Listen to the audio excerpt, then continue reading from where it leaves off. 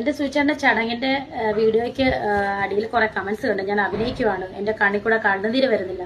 ഞാൻ ചോദിക്കട്ടെ, ഞാൻ ക്യാമറാമാനെ അവിടെ ഇവിടെ നിന്ന് ഷോട്ട് എടുക്കാൻ എടുത്തത്.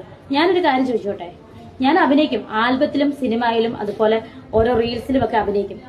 എൻ്റെ ഹസ്ബൻഡിന്റെ കല്ലറയ്ക്ക് മുന്നിൽ എനിക്ക് അഭിനയിച്ച് നിൽക്കേണ്ട കാര്യമില്ല. ഞാൻ കരഞ്ഞാൽ നിങ്ങൾ പറയാം അത് ഗ്ലിസർ ഇട്ട് കരഞ്ഞാന്ന്, കരഞ്ഞില്ലെങ്കിൽ നിങ്ങൾ പറയാം ഞാൻ അഭിനയിക്കും ഒരിക്കലും കണ്ണുനീരില്ലെന്ന്. എനിക്കെന്തിനാണ് എന്റെ പേഴ്സണൽ കാര്യങ്ങളൊക്കെ നിങ്ങളെ ബോധിപ്പിക്കുന്നത്? എന്നെ സപ്പോർട്ട് ചെയ്യുന്ന കുറച്ച് പേരുണ്ട്, എനിക്ക് അവരുടെ സ്നേഹം മാത്രം മതി. കേട്ടല്ലോ? നിങ്ങളുടെ ഈ നെഗറ്റീവ് കമന്റ്സോ നിങ്ങളുടെ ഈ നെഗറ്റീവ് റിയാക്ഷൻസ് വീഡിയോ ഒന്നും കണ്ട് തളരുന്നവളല്ല രേണുസുതി. മനസ്സിലായോ? എനിക്ക് സങ്കടമില്ല സൂചിച്ചേട്ടൻ മരിച്ചത്, എന്ത് സങ്കടമില്ലെന്ന്. ചടങ്ങ് കല്ലറയിലെ ചടങ്ങും വീട്ടിലെ ചടങ്ങ് കഴിഞ്ഞാൽ ആ ചടങ്ങ് കഴിഞ്ഞു.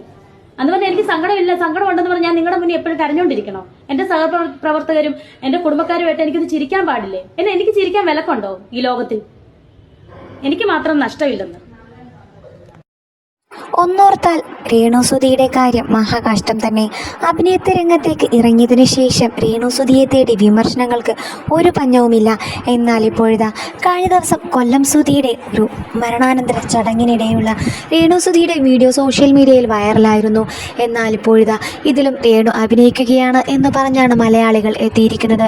ഇതിന് ചുട്ട മറുപടിയുമായാണ് ഇപ്പോൾ രേണുസുതി രംഗത്തെത്തിയിരിക്കുന്നത്.